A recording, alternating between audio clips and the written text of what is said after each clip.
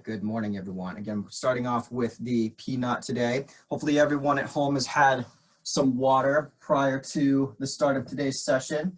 So what I'd like to do is we'll focus on the upper back, and we're going to do this lying down, just showing you where I'd like the PKnot to be. If you only have an exercise ball, just focus on one side for the first 45 seconds. So with that said, I'm going to start my timer. Hopefully we'll hear the sounds, the dings it'll make. Sometimes it's on or off. Lying down right on the upper back. And moving the arms up and down, kind of like making a snow angel. I have my arms a little bit higher than at the ground because I want to open up my back while I do this. I'm allowing my head to rest on the floor. Taking deep breaths. Again, my head is on the floor, but I'm keeping my chin close to the collarbone. Doing this for the next 6 seconds, and then we're going to go a little bit lower to the mid-back. If you have an exercise ball, I just want you to move to the other side of your back. All right, let's do that now. Moving a little bit lower, be careful here, because sometimes people have a little difficulty breathing. It's very common. I'm going to have a little difficulty myself, I'm sure. All right, same motion, going up and down. To make this more of a challenge, all you have to do is lift up the glutes. I'm being very careful because I don't want to be short of breath while I'm talking during this time. So right at the very bottom of your mid-back, your thoracic spine. Again, keeping the chin close to your collarbone and keeping the arms a little bit higher than you normally would if you were in the snow. Nearly done. Excellent. All right, moving on. Doing a side lying position right here on the sides of your back. Resting down. Feel free to rest your head on your hand here. And all we're going to do is tilt forward, holding here for just a few seconds. And let's tilt back. When I'm doing a tilting motion like this, I like to hold for roughly 10 seconds before I tilt to the other side. I'm leaning forward now. Remember deep breathing. I already found my sweet spot here. However, if you want to move your PKnot or ball a little higher or lower for yourself, you can do so at any time. I'm going to lean back one last time for this side. We get about 5 seconds. Excellent. Moving on to the other side. Resting the PKnot right on the side of your back. Find that sweet spot. Resting down, resting your head on your hand if you'd like. There's my sweet spot, just in time. Lean forward. Dig that PKnot into the muscle. Deep breath in through the nose, out through the mouth, and lean back. Again, deep breath.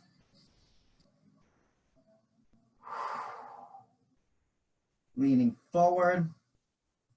Again, if you need to move your ball or PKnot up or down at any point, you can do that. You don't have to stay in the same spot as me. We got about 10 seconds left. One more lean back and hold. After this, we're going to move on to working the lower back. Excellent. All right. Moving on to the lower back, having the PKnot right around this area. And resting down. And for this one, I'm going to keep my hips off the floor. And what I want to do is lift up and down. As I lift the knee up,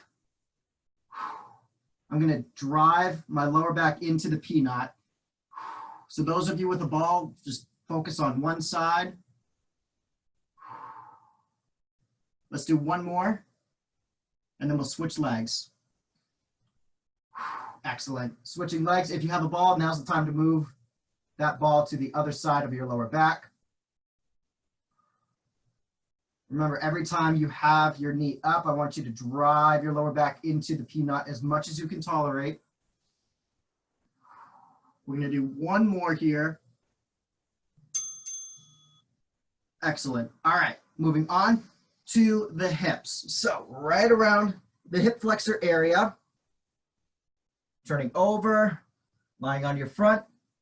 And what I want to do here is I'm going to tilt this hip off the floor just a little bit so I can really drive the hip flexor into the PKnot. Feel free to either hold here or you can roll up and down just like this. We're going to stay on this side for a whole 45 seconds. So about halfway there already.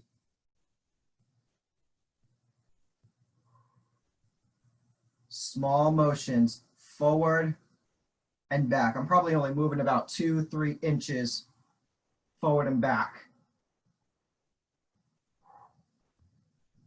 Feel free to have both elbows on the floor if you'd like. Again, just lifting this hip up off the floor a little bit. All right, moving on to the other side. Right there. So I got the PKnot on the left side of my hip. I'm going to lift up the right side of my hip from the floor. And I'm going to start moving forward and back.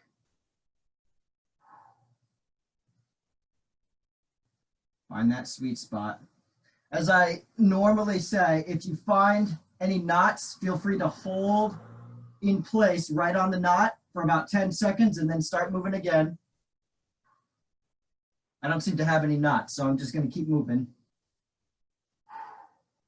Again, you can have one or both elbows on the floor. Depends on your preference. After this exercise, we're going to move on to the foam roller. About 5 more seconds. Excellent. All right, moving the PKnot or the exercise ball to the side, grabbing your foam roller. This time we're going to rest our shoulder, the back of our shoulder, right on the foam roller. And what I want to do here is keep the hand out and move it down and up. Doing this motion here while really driving the back of the shoulder into the foam roller. This is a little bit easier for me because of my DIY foam roller, which is made out of a yoga mat. I really sink into it, so I really got to press down hard in order to get this right. As you move your hand up, try to move it as far back as possible, and then bring it back down to the floor. Got 1 more second. Excellent. Moving on to the other side. Again, resting the back of the shoulder right on your foam roller. Then up and going down and up, just like that. Small motions here. Again, I really have to drive my shoulder or the back of my shoulder into this DIY foam roller. I'm also leaning back just a little bit. A little more than halfway there. Try to really get that hand as far back as you can. You shouldn't be in this position for more than, I'd say, about 3 seconds. Just keep moving your arm. And last one. Excellent. Okay, the last exercise I want to do, we're going to focus on the chest area. So keeping it at about a 45-degree angle here as you lie forward. Arm out to the side, palm facing the ceiling, driving the front of your shoulder into the foam roller.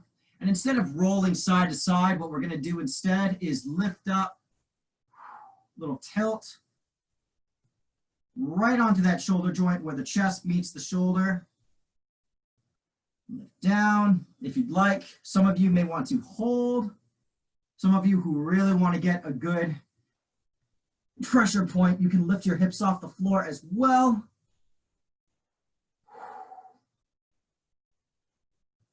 I almost have to do hips off the floor because my DIY foam roller is so soft, but it still works.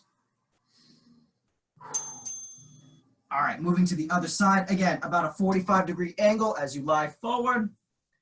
Bringing that arm out to the side, palm facing the ceiling. Make sure the foam roller is right by the end of your chest where it meets the shoulder. Feel free to tilt as much as you need to. Remember to breathe. And again, if you want a little bit more out of this exercise, just do your best to lift your hips off the floor. Does not have to be for the whole 45 seconds. We only got about 20 seconds left.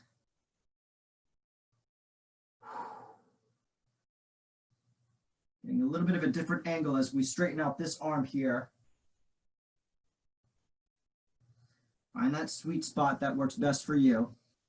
All right, for the last 5 seconds, I'm going to keep my hips off the floor.